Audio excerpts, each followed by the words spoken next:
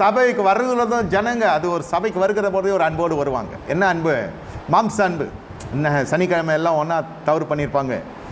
ஞாயிற்றுக்கிழமை இப்போ நான் எழுந்திட்டேன்ப்பா, எப்படியோ எழுந்திட்டேன், ஐயோ கண்ணெல்லாம் அப்படியே ரெட்டாக இருக்குது, இது ஒரு ஏப்பம் கோப்பம் எல்லாம் ஒரே குடி அப்படியே குடி குடுத்தனமாக இருக்கிறதெல்லாம் எல்லாம் ஒன்றா சபைக்கு வரும். சபை முடிஞ்சு போகிறப்போ ஒரு மாதிரி போகும், திருப்பி ஈவினிங் சர்வீஸுக்கு ஒரு மாதிரி தள்ளாடிக்கின்னு வரும்.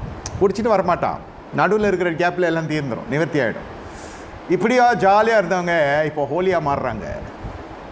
அவன் முதல்ல சபையில் இருக்க மாட்டான். அந்த கூட்டத்திலிருந்து கர்த்தர் கொண்டு வருகிறார். துன்மார்க்கனுடைய ஆலோசனையிலிருந்தும் பாவியுடைய வழியிலிருந்தும் பரிகாசக்கார உட்கார இடத்துலேருந்து கொண்டு வருகிறார்.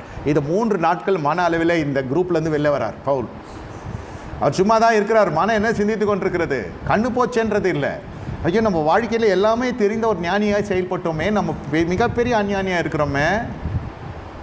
நான் 16 வயதில் இந்த சிறுவையின் தரிசனம் கர்த்தர் கிருபையினால இந்த வீட்டில் தான் நான் பெற்றேன். ஆனால் 16 வயசு வரைக்கும் வாழ்க்கை இழந்துட்டேன், வேஸ்ட் பண்ணிட்டோம். நம்முடைய வாழ்க்கையை போச்சியா?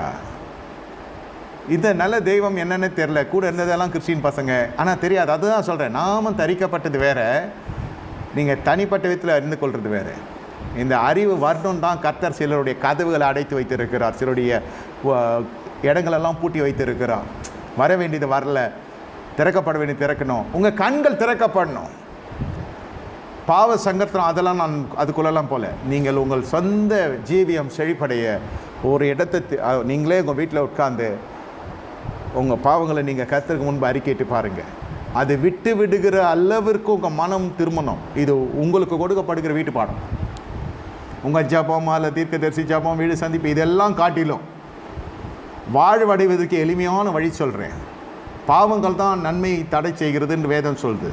அந்த பாவத்தை அறிக்கையிட்டு விட்டு பாருங்கள், நீங்கள் இரக்கம் பெறுவீங்க, வாழ்வடைவீங்க, உங்களுக்குள்ள புதிய காரியங்கள் வரும். ஆனால் அறிக்கை எடுக்கிற பொழுதே நினைத்து கொள்ளுங்க, அதற்கு கீழே இருக்கிற அஸ்திபாரங்கள், அதுக்கேற்ற நண்பர்கள், அதுக்கேற்ற வட்டாரங்கள் எல்லாம் உடைக்கணும். நீங்கள் மன ரீதியில்